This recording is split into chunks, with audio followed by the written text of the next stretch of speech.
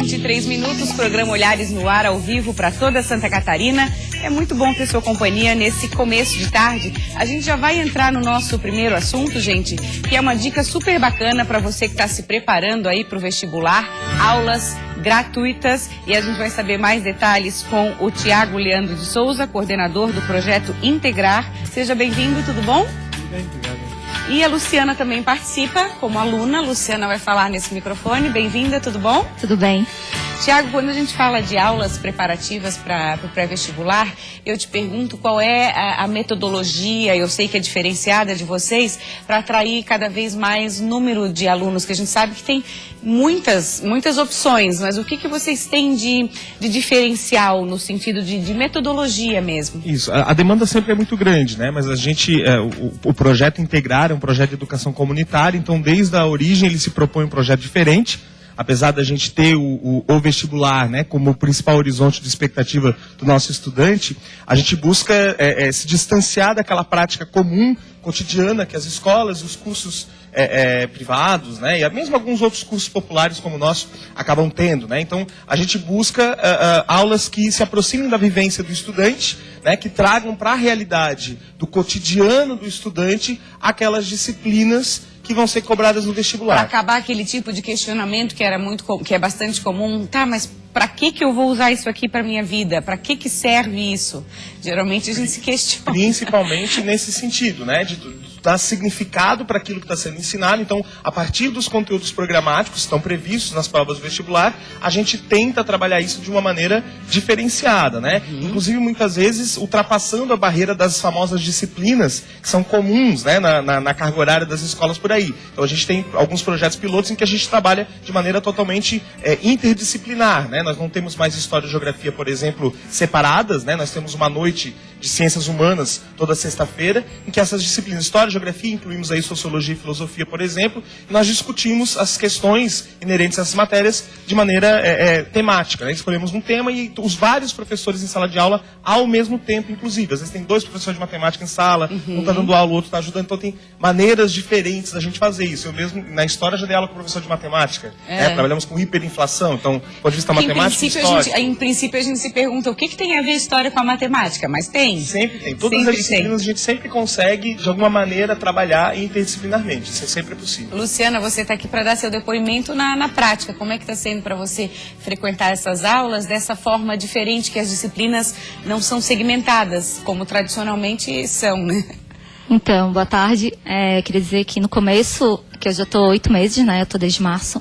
Então, no começo, para mim, foi um pouco, diferente do que eu tinha vivido no meu ensino médio. Que eu já estou vários anos fora do colégio. Então, quando eu entrei em sala, que eu vi que era uma dinâmica totalmente diferente, me deu um baque, meu Deus, né? E hoje eu vejo que a melhor coisa que aconteceu ter fazido, né? Tá fazendo parte desse projeto, que é o Integrar. E acho maravilhoso a maneira que eles dão a aula. A gente quer ir para as aulas, entendeu? Não é uma obrigação tu ir para as aulas, tu quer ir para as aulas, tu sente a necessidade, porque eles te tratam, é uma troca ali, não é aquele professor que chega na sala, te dá boa noite, passa matéria, exercício, vai para casa e te vira, né? É uma troca ali, e eu acho, maravilhoso esse projeto. Assim, bacana ouvir seu depoimento, porque é uma troca que faz sentido. Você vai prestar vestibular no final do ano para quê? Eu vou fazer o UFSC e a UDESC. Na UFSC eu vou prestar para Ciências Contábeis e na UDESC Administração. Tá preparada? Estou preparada.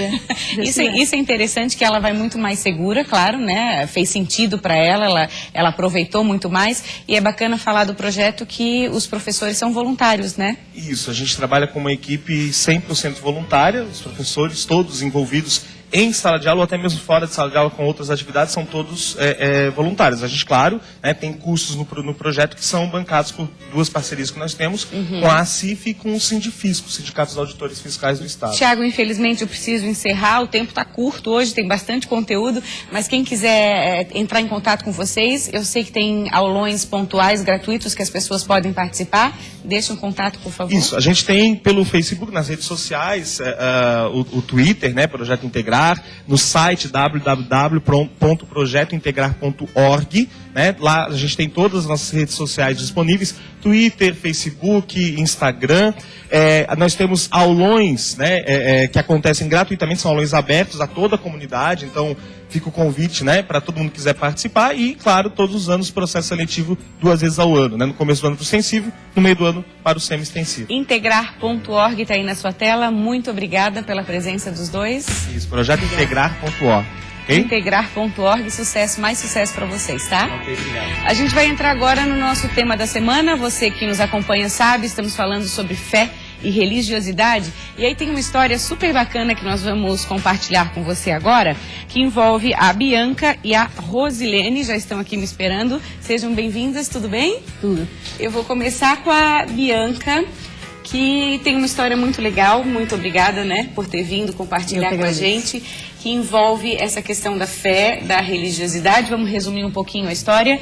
A Bianca e o marido tinham 2 meninas, 2 filhas, e estavam com dificuldade, o casal estava com dificuldade de engravidar, de ter o 3º filho. Queriam muito um menino. Um menino. E aí, agora é contigo. Aí nós tivemos em 2012 em Aparecida. E Vocês iam todo ano, todos né? os anos. Há mais de 10 anos a gente ia. Tivemos em Aparecida em 2012 e meu esposo fez o pedido, que queria um menino e no mesmo mês que ele fez o pedido, eu engravidei. E como é que foi isso pra você? Assim, eu sei que no começo você achava, não pode ser, ficou uma coisa assim, bem surpresa, Eu né? fiquei meio desacreditada, achei que não era filho, que eu estava doente, qualquer outra coisa. E aí, enfim, quando descobri, já estava lá o Patrick. O Patrick, que você chama de seu anjo. Meu né? anjo, meu anjo. É o teu anjo. E aí, quando você descobriu que estava grávida do Patrick, você pediu muito para Nossa Senhora Aparecida. Pedi muito que ele tivesse saúde, porque eu tinha tomado muito remédio para emagrecer, que tinha vontade de ser magra, então tomava muito remédio. E achei que ele pudesse vir sem saúde devido ao uso dos medicamentos, né? Com algum problema decorrente. Isso. Aí pedi que ele viesse com saúde, só isso. Como é que é esse pedir, assim? Você fala, né? Eu pedi. Como é que é? Dá para descrever como é que era esse seu pedido? Ai, como que eu posso descrever? É pedir mesmo, pedir.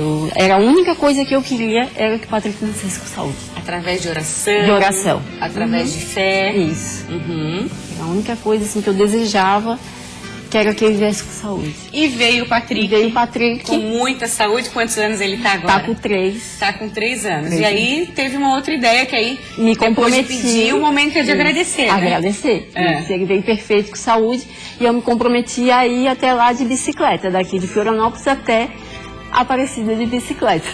Que fica em São Paulo, Fica quase na divisa. quase Rio, com Rio de Janeiro. 865 quilômetros. E a Rosilene, onde é que entra nessa história?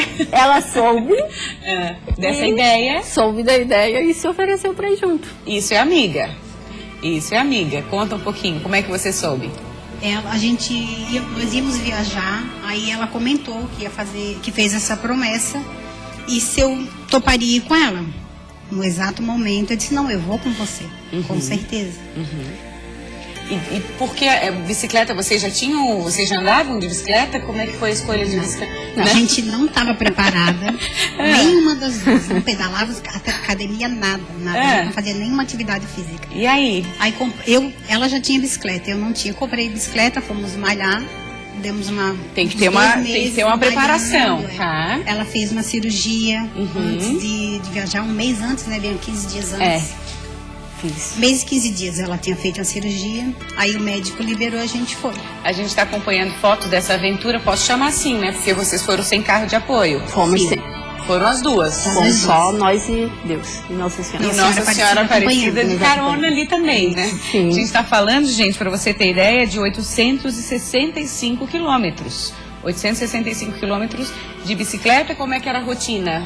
Pedalavam durante o dia? Pedalava, levantava às 7 da manhã, tomava café e saía para pedalar. Aí achava lugar para almoçar, perto do meio-dia, comia alguma coisa, saía de volta em meia hora já. E às 5h30, 6 horas a gente achava um lugar para ficar. O que o marido achou disso, Bianca? Eu acho que ele ficou meio baqueado no início, assim, ele ficou preocupado, mas não quis me passar essa preocupação.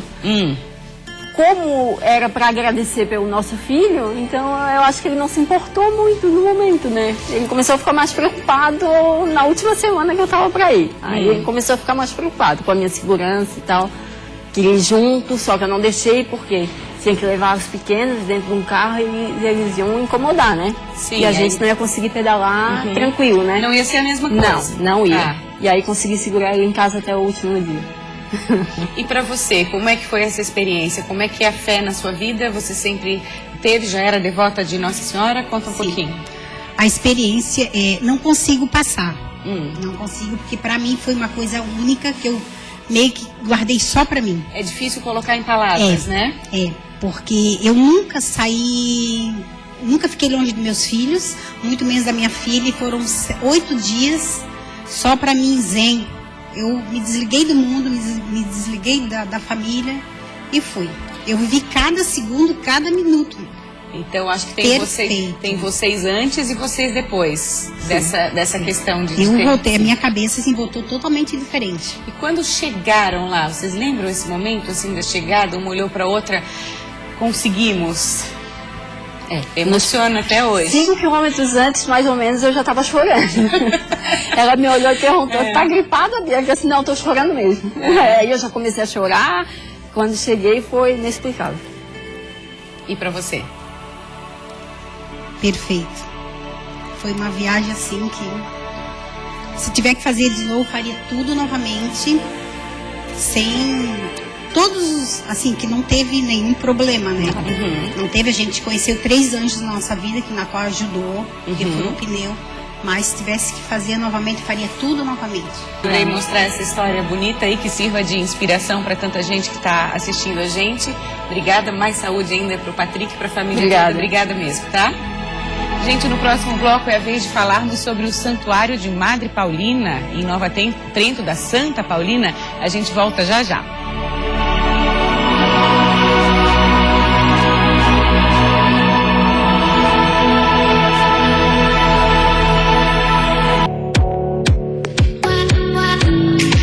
Hora e 36 minutos, estamos de volta e agora deixa eu apresentar para vocês nossos próximos entrevistados. Com muito prazer que a gente recebe a irmã Ana Tomelin, diretora-geral do Santuário da Santa Paulina. É um prazer tê-la aqui, tudo bem?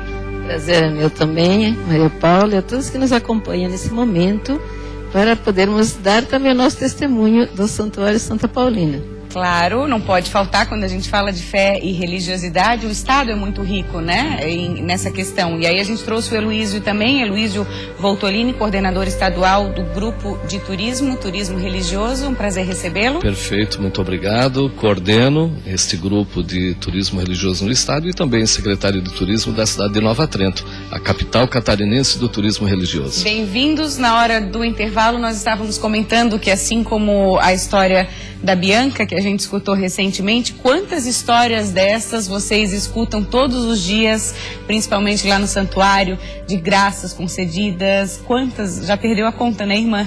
Muitas, milhares. Eu estava olhando para a Bianca e pensando quanta gente vem colocar para nós essa mesma situação de pedidos, de graça, de confiança e de sacrifícios muito grandes, de gente que caminha 800, 900 quilômetros para chegar até o santuário, porque acredita, tem fé e acredita que para Deus nada é impossível.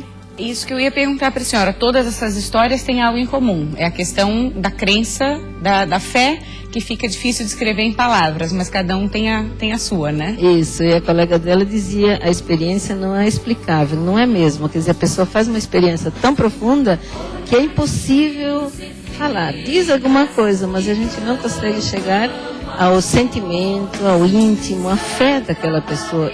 No santuário, todos os dias a gente atende pessoas que vêm pedindo, agradecendo, de todas as formas e de muitas situações. E a gente diz só Deus, só fé dessa pessoa.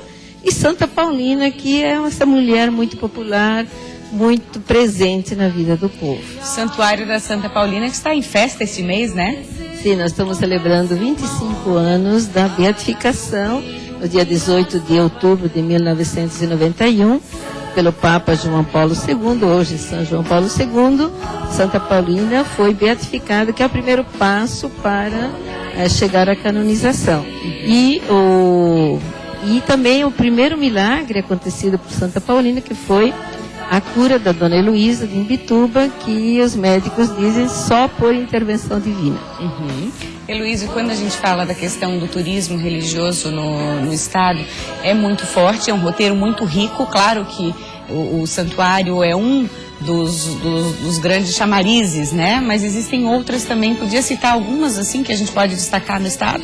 Dentro do GT, dentro desse grupo de trabalho, nós temos cidades como Santo Amaro da Imperatriz, Imaruí, São Martinho com Beata Albertina, nós temos Joaçaba, Frei Bruno, nós temos Campos Novos, nós temos aí cerca de 14 cidades já, Jaraguá do Sul com as causas do Padre Aloísio, nós temos diversas cidades então inseridas no GT que buscam esse aperfeiçoamento, a troca de experiências, visando sempre melhor atender, sempre melhor receber esses turistas que vêm movidos pela fé e se deslocam pelo mundo todo, né? E os números vêm crescendo cada vez mais, e o estado de Santa Catarina é case de sucesso nessa questão do GT. Levamos essa experiência para outros estados do Brasil, então nós precisamos elogiar as pessoas que junto conosco desenvolvem esse trabalho, agradecer o governo do estado por essa possibilidade, que é um grupo coordenado pelo governo também.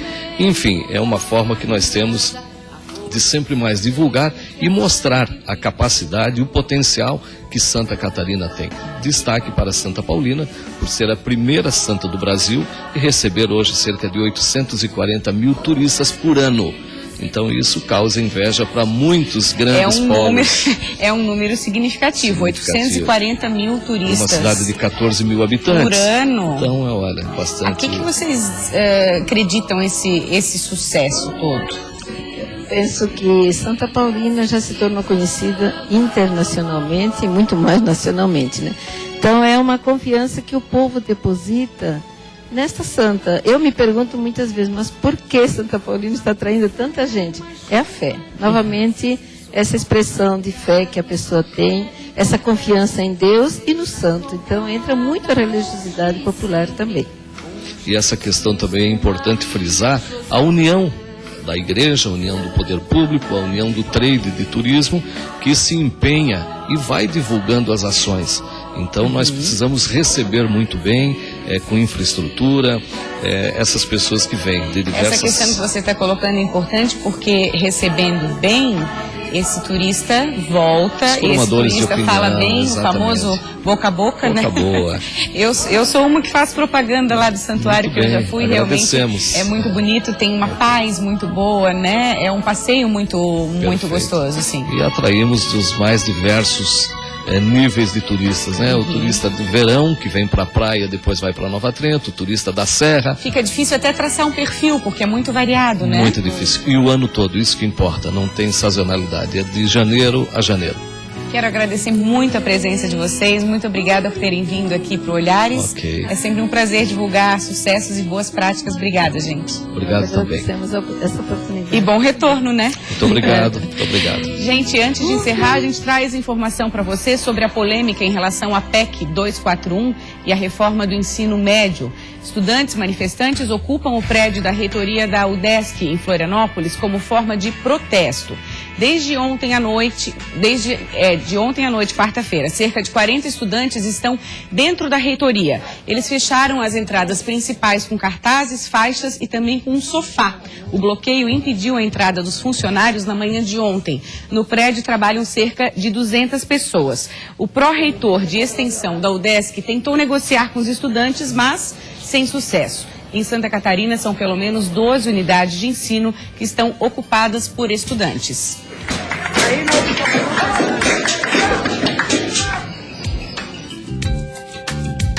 Nessa situação toda, os manifestantes também acabaram ocupando a rádio UDESC, que é a rádio da universidade, e gerando uma série de situações complicadas. Eles alteraram a programação, a rádio acabou ficando fora do ar, continua fora do ar, e a gente vai conversar um pouquinho sobre essa questão com o juiz Rafael Bruning, que está aqui conosco. Um prazer tê-lo aqui, obrigada por ter vindo. Olá, boa tarde, um prazer é meu, agradeço o convite e cumprimento os caros ouvintes da Band.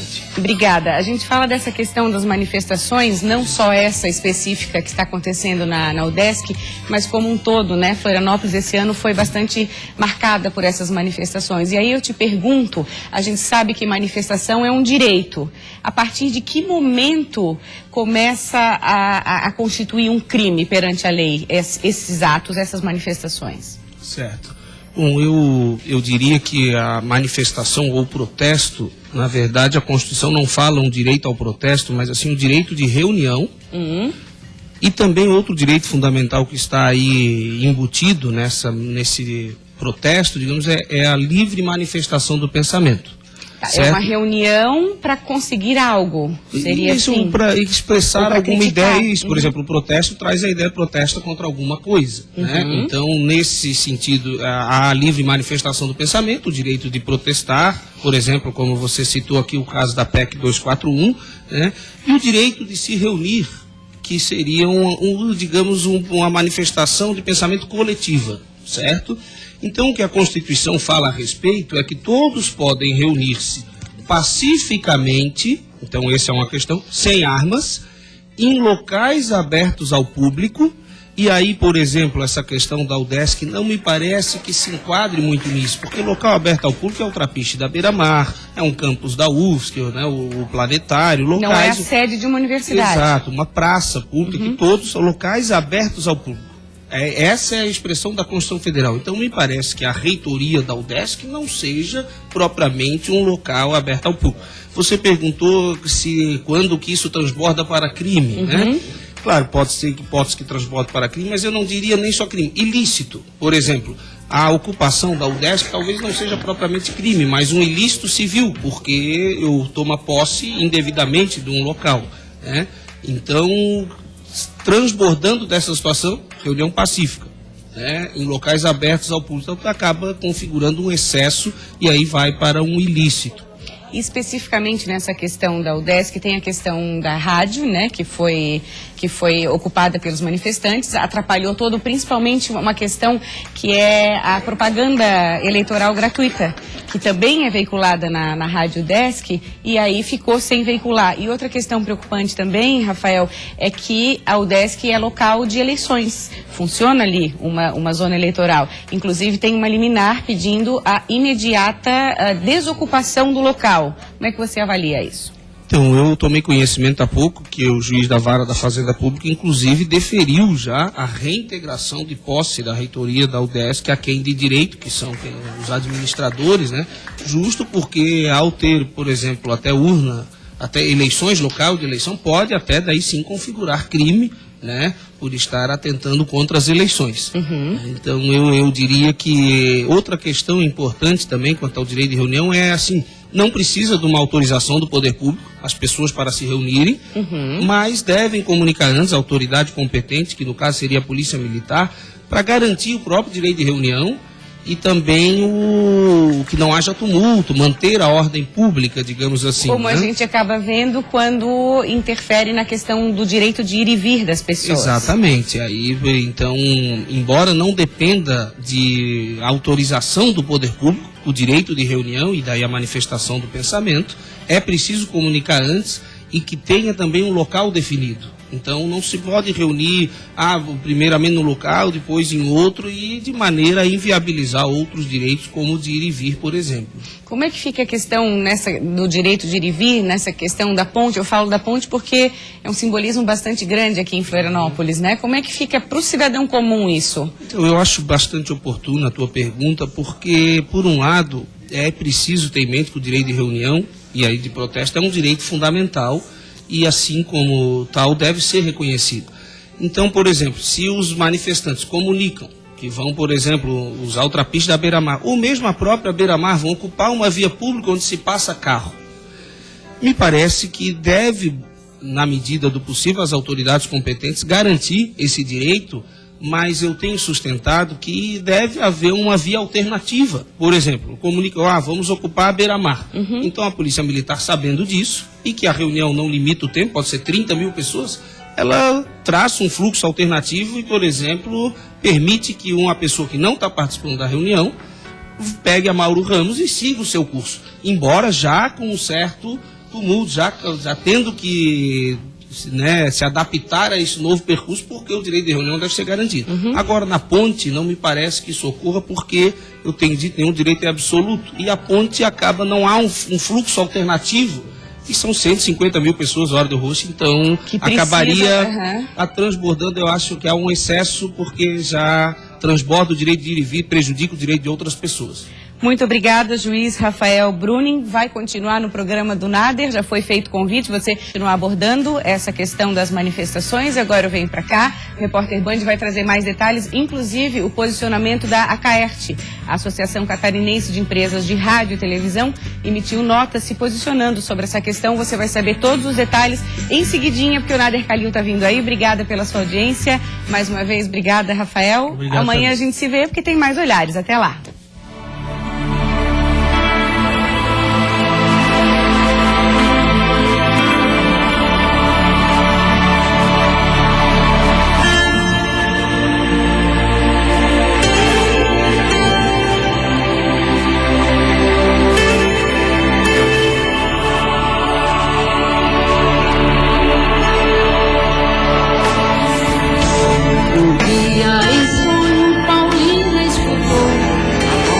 Maria lhe falar, é meu desejo começa.